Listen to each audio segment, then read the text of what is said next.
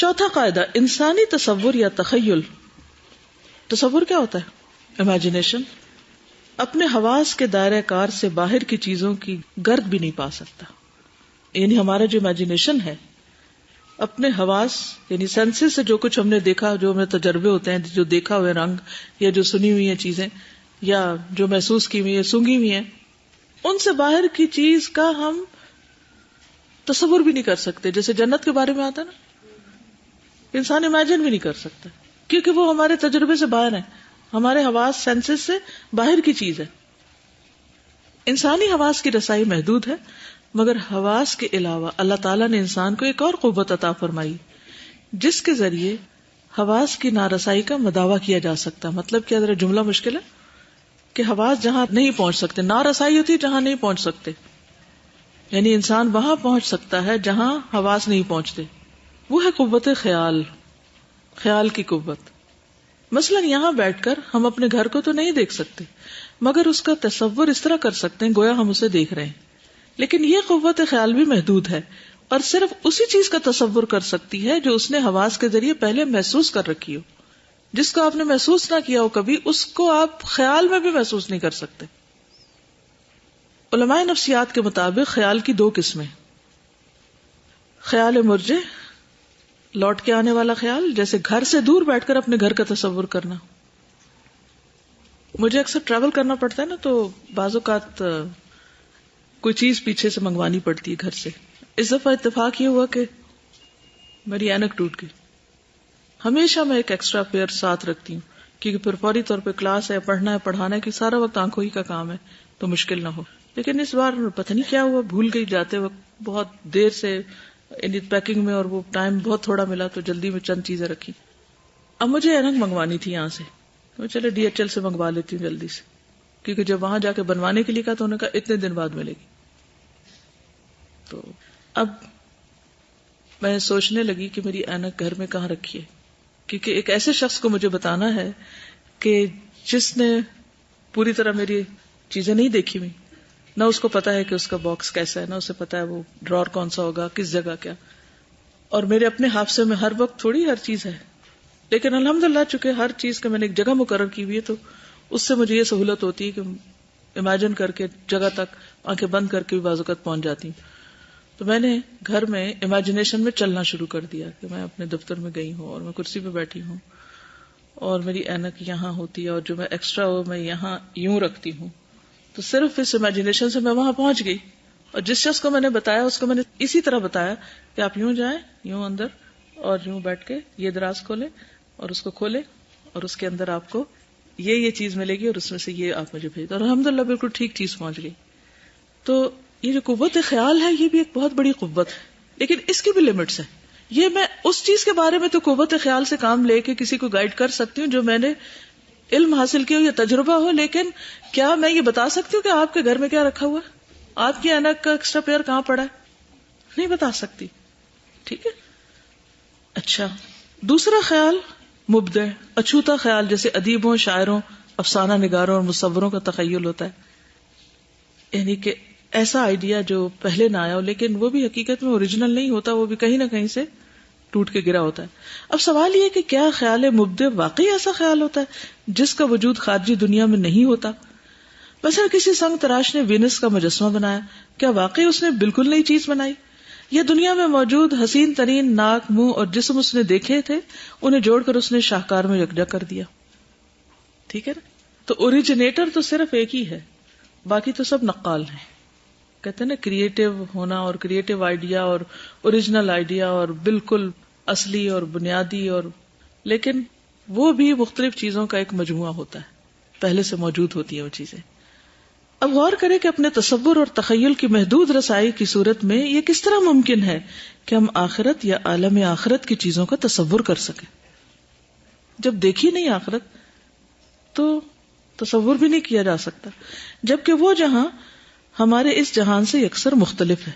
عالم آخرت کے مقابلے میں ہماری اس دنیا کی وہی حیثیت ہے جو ہماری اس وسیع و عریض دنیا کے مقابلے میں ماں کے پیٹ میں پلنے والے بچے کی دنیا کی، جو انتہائی مختصر اور محدود ہے.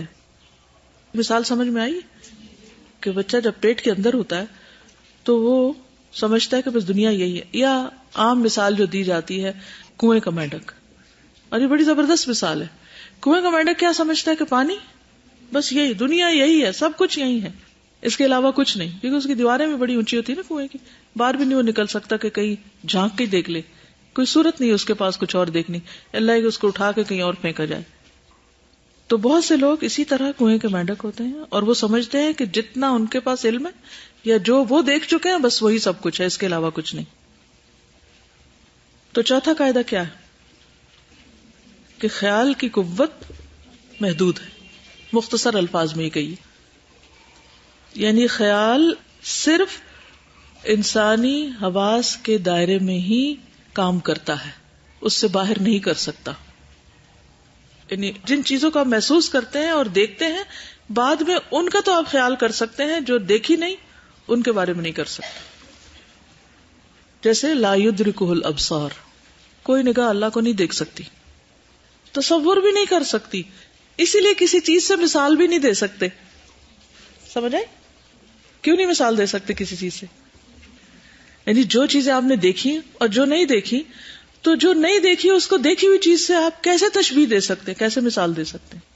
ٹھیک ہے. پانچواں قاعدہ، عقل صرف ان چیزوں کے بارے میں صحیح فیصلہ کر سکتی ہے جو زمان و مکان کی حدود کے اندر ہوں. زمان، زمانہ کیا؟ ٹائم، اور مکان، جگہ، پلیس. ان کے اندر کی چیزوں کو تو انسان ان کے بارے میں سوچ سکتا ہے، اور جو اس دائرے سے باہر ہوں ان کے متعلق کوئی فیصلہ نہیں کر سکتی عقل. انسانی عقل ایک بار دھوکہ کھانے کے بعد جان لیتی ہے کہ جب صحرا میں پانی دکھائی دیتا ہے تو وہ سراب ہے. اسی طرح پانی کے گلاس میں پڑی ہوئی پینسل سیدھی ہے جو بظاہر ٹیڑھی نظر آتی ہے. لیکن سوال یہ ہے کہ کیا عقل ہر بات کے بارے میں درست فیصلہ دے سکتی ہے؟ کیا اس کی رسائی کی کوئی انتہا نہیں، یعنی اس کی لمٹس نہیں؟ اس کا جواب یہ ہے کہ عقل کسی بھی چیز کا ادراک اس وقت کرتی ہے جب وہ اس کے دائرہ زمان و مکان کے اندر ہو، اور اگر وہ چیز اس دائرے سے باہر ہے تو پھر عقل اس کو سمجھنے سے قاصر ہے. تو حواس کی بھی لمٹ، خیال کی بھی لمٹ، عقل کی بھی لمٹ. ٹھیک ہے. ابھی تک جتنے بھی قاعدے آپ نے پڑھے نا، ان کو بس ایک جملے میں بھی آپ لا سکتے ہیں آخر میں جا کے. مثلا اگر جغرافیہ کا استاد یہ کہے کہ ایک ملک ہے جو نہ تو میدان میں ہے، نہ کوہستان میں، نہ خشکی میں، نہ تری میں، نہ زمین پر، نہ آسمان پر، بلکہ جگہوں میں سے کسی جگہ نہیں ہے لیکن ہے ضرور، اس بات کو نہ ہم سمجھیں گے اور نہ کہنے والے کو سچا سمجھیں گے. نتیجہ یہ نکلا کہ عقل صرف ان چیزوں کے بارے میں فیصلہ کر سکتی ہے جو زمان و مکان کی حدود کے اندر ہوں، اور جو باتیں یا چیزیں ان حدود سے باہر ہوں، مثلا روح کے مسائل، تقدیر کے معاملات، اللہ کی نعمتیں، ذات اور صفات باری تعالیٰ، عقل ان کے متعلق کوئی فیصلہ نہیں دے سکتی. یہی وجہ ہے کہ ان مسائل کی جستجو سے روکا گیا ہے، کیونکہ آپ کسی نتیجے پہ پہنچ ہی نہیں سکتے، یا آپ کے قوت کے دائرے سے باہر ہے، کیونکہ انسان اپنے محدود حواس کے ساتھ ان کی حقیقت نہیں جان سکتا. ٹھیک ہے. چھٹا قاعدہ، ایمان انسان کی فطری جبلت ہے. جبلت کیا ہوتا ہے؟ انسٹنکٹ. ایمان یعنی ماننا، کسی چیز پہ یقین رکھنا انسان کے دل کی ضرورت ہے، انسان کے اندر ہے، اسے ماننا ہے کسی چیز کو. ٹھیک ہے نا. تمام انسان خواہ وہ مومن ہو یا کافر، عبادت گزار ہو یا فاسق و فاجر، اگر کسی مصیبت میں مبتلا ہونے کے بعد اس سے چھٹکارا پانے کی کوئی تدبیر نہ پائیں تو ایسی صورت میں مصیبت زدہ شخص کسی ایسی قوت کی مدد چاہتا ہے جو کائنات سے ماورا ہو، جسے وہ دیکھ نہ سکتا ہو اور جو اس کے آس پاس نہ ہو، وہ اوپر ہو، لیکن اس کی روح، اس کا دل، اس کے جسم کا ہر ریشہ اس کے موجود ہونے کی گواہی دیتا ہو. یعنی عقل کے سوا یا حواس کے سوا باقی سب چیزیں گواہ ہوں کہ ہے کوئی طاقت. ایک پیرا ٹروپر لکھتا ہے، یعنی جو پیراشوٹنگ کرتے ہیں، کہ جب میں پہلی دفعہ پیراشوٹ کے ذریعے کودا اور چھتری کھلنے سے پہلے خود کو فضا میں گرتا ہوا دیکھا تو بے ساختہ زبان پر یا اللہ اور یا رب کے الفاظ جاری تھے. وہ حیران تھا کہ ایمان کہاں سے آ گیا، حالانکہ یہ حیران ہونے کی بات نہیں تھی، کیونکہ باری تعالیٰ کے وجود پر ایمان ایک ایسی کیفیت ہے جو فطری جبلت کی طرح نفس انسانی میں موجود ہے، جس کے بارے میں قرآن نے فرمایا فطرت اللہ التی فطر الناس علیہا، اللہ کی فطرت ہے جس پر اللہ نے لوگوں کو پیدا کیا. جیسے حدیث میں آتا ہے نا، ما من مولود الا یولد علی الفطرہ، کوئی مولود ایسا نہیں، کوئی بچہ ایسا نہیں جو فطرت پر نہ ہو، پھر اس کے والدین اسے یہودی، عیسائی اور مجوسی بنا دیتے ہیں. اسی طرح ایک اور حدیث میں بھی آتا ہے، نبی صلی اللہ علیہ وسلم نے فرمایا کہ میرے رب نے مجھے حکم دیا ہے کہ اس نے جو باتیں مجھے سکھائی ہیں اور تم ان سے ناواقف ہو وہ باتیں میں تم کو سکھا دوں. چنانچہ میرے رب نے فرمایا کہ ہر وہ مال جو میں نے اپنے بندوں کو ہبہ کر دیا ہے وہ حلال ہے، اور میں نے اپنے تمام بندوں کو حنیف یعنی سب سے یکسو ہو کر اللہ کی طرف متوجہ ہونے والا بنایا ہے. لیکن پھر شیاطین ان کے پاس آ کر انہیں ان کے دین سے بہکا دیتے ہیں، اور میں نے جو چیزیں ان کے لیے حلال کی ہیں انہوں نے وہ چیزیں ان پر حرام کی ہیں. کنہوں نے؟ شیاطین نے. اور انہوں نے انہیں یہ حکم دیا ہے کہ میرے ساتھ ایسی چیزوں کو شریک ٹھہرائیں جس کی میں نے کوئی دلیل نہیں اتاری. ٹھیک ہے. تو گویا انسان کی تعریف حیوان متدین دیندار حیوان کی بھی ہے. کیا ہے انسان؟ دیندار حیوان. کون سا دین ہے اس کا؟ وہ فطری دین جو اس کی فطرت ہے. یہی کیفیت امتحان کے دنوں میں اکثر طالب علموں اور درد اور مرض کی شدت میں بے بسی کے وقت مریضوں پہ طاری ہوتی ہے. ایسے وقت میں وہ سب خالصتاً اپنے رب کی طرف رجوع کرتے ہیں اور اس سے دعا کرنے لگتے ہیں یا اس کی عبادت کرنے لگتے ہیں، بعض اوقات سجدہ کرنے لگتے ہیں. دراصل انسان کی اس فطرت کو دوسرے جذبے مثلا شہوت، لالچ، مرغوب چیزوں کی طرف میلان اور مادی زندگی کے حیوانی تقاضے یعنی کھانے پینے کی خواہش اور دیگر خواہشات اپنے پردے میں چھپا لیتے ہیں. لیکن جب کوئی مصیبت، خطرہ یا حادثہ آتا ہے تو پردہ اٹھ جاتا ہے اور جبلت پوری طرح ابھر کر غالب آ جاتی. تب انسان اپنی نفسانی خواہشات اور بتوں کو چھوڑ کر صرف اللہ جو الہ حقیقی ہے اس کی طرف رجوع کرتا ہے. مثلا فرعون نے ساری زندگی کبر اور جبر میں گزاری اور دعویٰ کیا انا ربکم الاعلی، میں ہی تمہارا سب سے اعلیٰ رب ہوں، بڑا رب ہوں. لیکن جب ڈوبنے لگا تو پکار اٹھا آمنت انہ لا الہ الا الذی آمنت بہ بنو اسرائیل وانا من المسلمین، میں ایمان لایا کہ نہیں ہے کوئی معبود برحق مگر وہی جس پر بنو اسرائیل ایمان لائے ہیں اور میں مسلمانوں میں سے ہوں. رابعہ بصری سے کسی نے بیان کیا کہ فلاں عالم نے وجود باری تعالیٰ ثابت کرنے کے لیے 1000 دلیلیں دی ہیں. آپ نے سن کے فرمایا صرف ایک دلیل کافی. دریافت کیا وہ کیا؟ فرمایا اگر تم صحرا میں چلے جا رہے ہو اور پاؤں پھسلنے کی وجہ سے کنویں میں گر جاؤ اور باہر نہ نکل سکو تو کیا کرو گے؟ اس نے کہا اپنے اللہ کو پکاروں گا. آپ نے فرمایا بس یہی دلیل کافی. سمپل سی بات ہے، اس کے لیے 1000 دلیلوں کی ضرورت نہیں. پورے چیپٹر کا خلاصہ کیا ہے؟ یعنی عقیدے کو سمجھنے کے لیے کچھ بنیادی اصولوں کو ذہن میں رکھنا چاہیے. کیا؟ نمبر 1، انسان جن چیزوں پر یقین رکھتا ہے یا جن کی بنیاد پہ عقیدہ بناتا ہے کسی بھی چیز کا تجربہ کر کے، وہ اس کے حواس ہیں. حواس سے مراد 5 سینسز. دوسری چیز، لوگوں کی اطلاع اور کثیر لوگوں کے بیان کی وجہ سے وہ جس بات کو مانتا ہے اس کے اوپر یقین کر لیتا ہے. یعنی اطلاع صادق یا اطلاع کثیر. ہم بہت سی باتیں جو آگے بیان کر رہے ہوتے ہیں، کیا ہم ان کا سورس معلوم کر کے آتے ہیں؟ ہر روز جو خبریں سنتے ہیں، آپ اخبار پڑھتے ہیں یا جو لوگ پڑھتے ہیں وہ ان کو کتنی سنجیدگی کے ساتھ پڑھ رہے ہوتے ہیں، ایک ایک چیز پڑھ رہے ہوتے ہیں پوری اخبار. اگر آپ جہاز پہ بیٹھے ہیں تو سب سے زیادہ لوگ جو کام کر رہے ہوتے ہیں وہ اخبار پڑھ رہے ہوتے ہیں. اور پھر وہ ایک دفعہ پڑھ لیتے ہیں، پھر اگر وقت گزرتا نہیں تو پھر دوبارہ سے بھی شروع کر لیتے ہیں. کیونکہ کافی میں نے مشاہدہ کیا کہ اس وقت کتنے ڈیسپریٹ ہوتے ہیں، اخبار ہی پڑھنے کو کچھ اور وہاں ملتا نہیں پڑھنے کو، خصوصاً پاکستانی فلائٹس پہ. تو وہ انہیں کو پڑھے جاتے ہیں اور ایک ایک چیز پڑھتے ہیں. اور میں یہ سوچتی ہوں جو کچھ پڑھ رہے ہیں اب اس میں سے کچھ لے لیں گے اور جب گھر اتریں گے تو کہیں گے جا کے وہ آج کی اخبار میں تھا فلاں شخص مر گیا، فلاں ایسا ہو گیا، ویسا ہو گیا.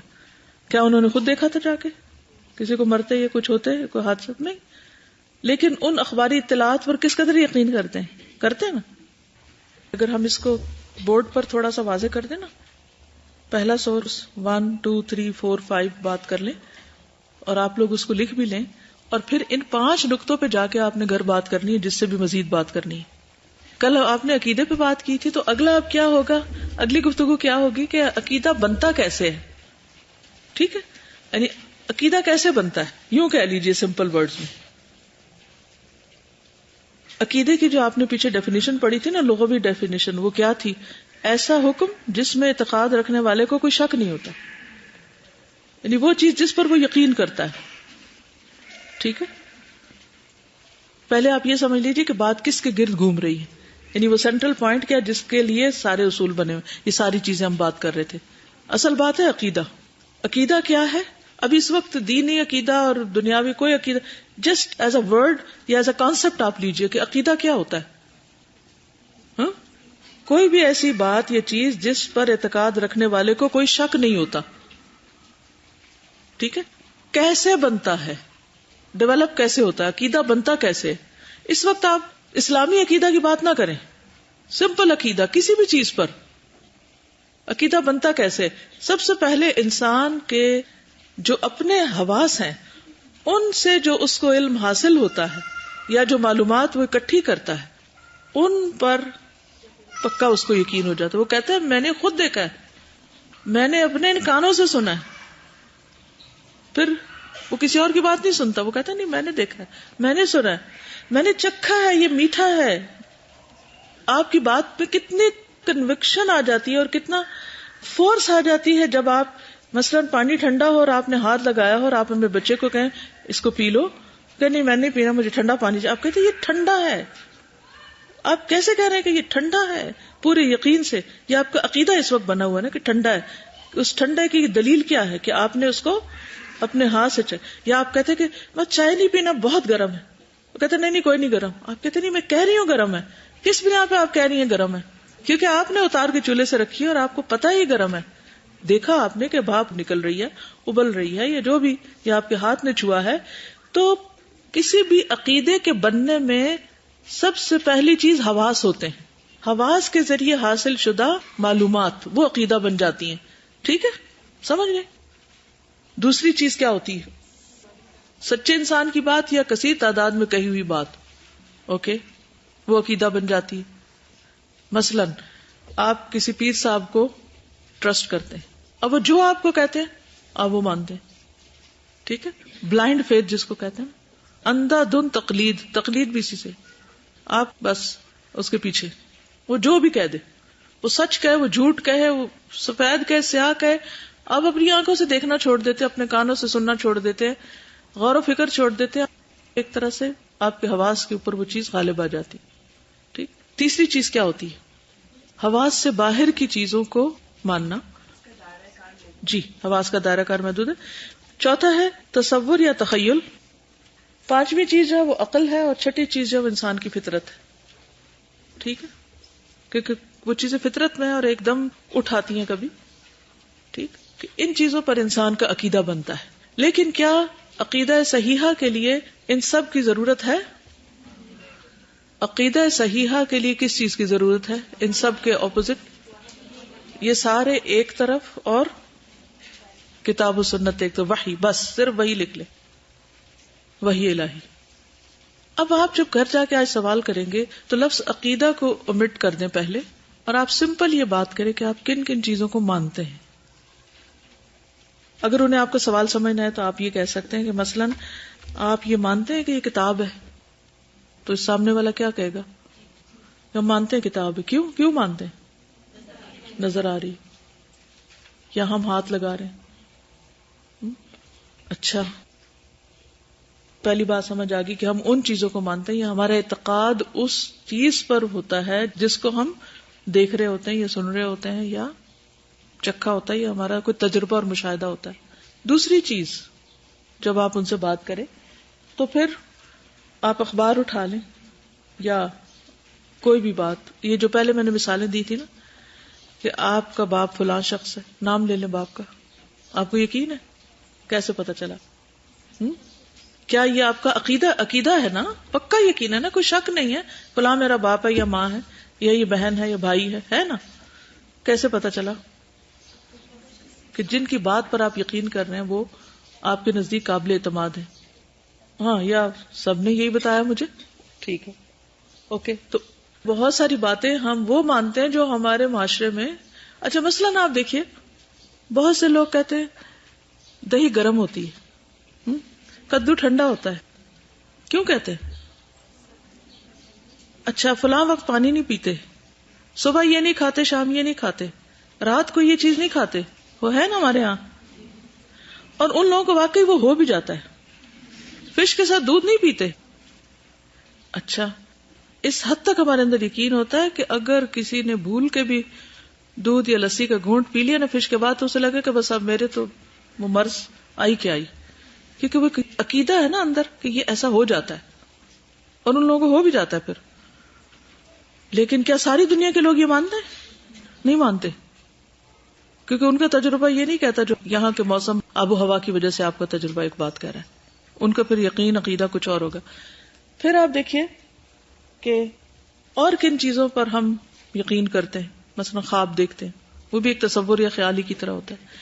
یا پھر ہم اپنے گمان سے کام لیتے ہیں، تو اس بنیاد پر کچھ چیزوں کو ہم ایک اہمیت دے دیتے ہیں زندگی میں. اور عقل، میری عقل یہ کہتی ہے، یا عقل کا تقاضا ہے، یا عقل کی سوچ بچار کے نتیجے میں یہ بات سامنے آئی. اور کچھ چیزیں فطرت کے اندر ہے، وہ یکا یک باہر آ جاتی ہیں جو عام حالات میں نہیں ہیں اندر. ٹھیک، کیا ان میں سے کسی بھی چیز کو الٹیمیٹلی اسلامی عقیدے کی بنیاد بنایا جا سکتا ہے؟ کیونکہ انسان ان سب چیزوں سے دھوکہ کھا سکتا ہے، ان سب چیزوں کی لمٹس ہیں. ٹھیک ہے، اس لیے سب چیزوں سے ہٹ کر ہم اگر اپنے عقیدے کی بنیاد بنائیں گے تو وہ انسانوں کے اپنے ذاتی یا دوسروں کے دیے ہوئے علم کی بنیاد پر نہیں ہوگا، بلکہ کس کی بنیاد پر ہوگا؟ وحی الہی کی بنیاد پر. انسان کے جو دل ہے اس کی ضرورت ہے عقیدہ یا ایمان. اگر وہ صحیح نہیں بھی ہوگا تو وہ کسی غلط چیز پر اٹکے گا ضرور، کیونکہ وہ اس کے بغیر رہ نہیں سکتا. اسے کسی نہ کسی چیز پر اعتماد کرنا ہی ہے، چاہے عقل پہ کرے، چاہے وہ حواس پہ کرے، چاہے وہ کسی انسان پہ کرے، اس نے کرنا ہے. لیکن یہ ساری چیزیں جو ہیں جتنی بھی ہیں ان کی لمٹس ہیں. یہی یہاں سے پتہ چلا بیچ میں جو ایک قاعدہ آیا کہ یہ سب لمیٹڈ ہے. یہ کافی نہیں ہے کہ انسان ان پر اعتماد کر سکے، کیونکہ یہ سب دھوکہ کھاتی ہیں. فطرت پہ بھی پردے پڑ جاتے ہیں بعض اوقات، ہے تو صحیح لیکن اوپر ہی نہیں آتی، دبی بھی ہے. قد خواب من دساہا، چھپا دیا، اس کو دفن کر دیا.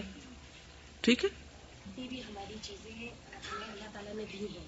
یہ سب علم کے ذریعے ہیں، لیکن یہ سب محدود ہیں، اور ان سے بھی صحیح نالج لینے کے لیے ہمیں جی وحی الہی ان سب چیزوں کو رہنمائی دیتی ہے. وہ چراغ کا تیل کہنے، ٹھیک ہے نا. اگر عقل کو آپ چراغ کہتے ہیں تو اس کا تیل کہاں سے آتا ہے، یا کون سی چیز اس کو صحیح سمت دے گی؟ پھر یہ اللہ نے کسی مقصد کے لیے دیے ہیں، لیکن یہ برابر نہیں ہو سکتے وحی الہی کے. بس یعنی یہ وحی الہی کو سمجھنے کا ذریعہ تو ہو سکتے ہیں، لیکن اس کی جگہ نہیں لے سکتے، کیونکہ لمیٹڈ ہے نا. ایک لمیٹڈ چیز ان لمیٹڈ کو کیسے پا سکتی ہے، یہ بات ہے اصل میں. اچھا، آج کے لیے 2 سوال لکھ لیجیے جس پہ آپ خود بھی غور کریں اور جو آپ کسی سے بھی کر سکتے ہیں کہ کیا عقیدہ ضروری ہے، نمبر 1. اور نمبر 2، عقیدہ کے یعنی جو بھی میرا عقیدہ ہے اس کی بنیاد کیا ہونی چاہیے. ٹھیک ہے، کیا عقیدہ ضروری ہے؟ ہم پہلے تو اس کو جسٹیفائی کریں، ضروری ہے یا نہیں ہے. ٹھیک ہے، کیونکہ انسان اپنی فطرت میں مجبور ہے کہ دل جس چیز کے لیے بنا ہے وہ اس کو ملے. دوسری چیز کہ پھر دل جیسی سب سے قیمتی چیز جس کو دے رہا ہے وہ آ کہاں سے رہی ہے، اس کے سورس کیا ہے. تو عقیدہ کا سورس یا بنیاد کیا ہے، ہر ایک کو سوچنے پہ مجبور کریں کہ آپ کس چیز کو مانتے ہیں. صرف اس کو جو سنی، صرف اس کو جو دیکھی، صرف اس کو جو آپ کی عقل میں آئے، صرف اس کو جو آپ محسوس کر سکے، صرف وہ جو آپ کے خیال میں آئے، تخیل میں آئے، جس کو آپ تصور کر سکیں، یا اس سے اوپر بھی کوئی. obviously پھر آپ یہ ثابت کریں گے کہ ہر چیز کی ایک لمٹ ہے، حواس کی لمٹ، خیال کی لمٹ اور عقل کی لمٹ، اور ان کو مثالوں سے آپ بتا سکتے ہیں کہ ہر چیز کی کیا لمٹ ہے. ٹھیک ہے، پھر اس کے بعد اگلی چیز کیا ہے کہ لمیٹڈ سے باہر بھی کچھ اور چیزیں ہیں. یعنی لمٹس انسان جس کے اندر ہے اس سے باہر کی کوئی چیز ہونی چاہیے جو ہر چیز کا احاطہ کر رہی ہو، کیونکہ جو اس کے اندر ہے وہ تو ایک چھوٹی سی چیز کو ہی دیکھ سکتا ہے نا. مثلا اس وقت آپ اپنے آس پاس کتنے لوگوں کو دیکھ سکتے ہیں؟ کیا اتنے ہی جتنوں کو میں دیکھ سکتی ہوں اس وقت؟ جبکہ آپ سب کی نظر آگے ہے. ہو سکتا ہے پیچھے والے کچھ زیادہ لوگوں کو دیکھ پائیں، لیکن جو اگلی لائن کے لوگ ہیں وہ اپنے نگاہ کے اینگل میں بہت کم لوگوں کو دیکھ پائیں گے. تو کیا اتنے ہی لوگ ہیں اس کمرے میں جن کو وہ دیکھ پا رہے ہیں؟ نہیں، اس سے زیادہ ہیں. تو مثالوں سے حواس کی لمٹس بتائیے کہ کیا ہے. لکھیے اس بات کو. وہ مثالیں لائیے جس سے آپ یہ ثابت کر سکیں کہ ہمارے 5 سینسز یا جتنے بھی سینسز ہیں یہ لمیٹڈ ہیں، ان کا دائرہ کار لمیٹڈ ہے. ایک حد سے زیادہ دیکھ نہیں سکتے، ایک حد سے زیادہ سن نہیں سکتے، ایک حد سے زیادہ یعنی کہ ہم کسی چیز کو محسوس نہیں کر سکتے. سبحانک اللہم و بحمدک نشہد ان لا الہ الا انت نستغفرک و نتوب الیک. السلام علیکم و رحمۃ اللہ وبرکاتہ.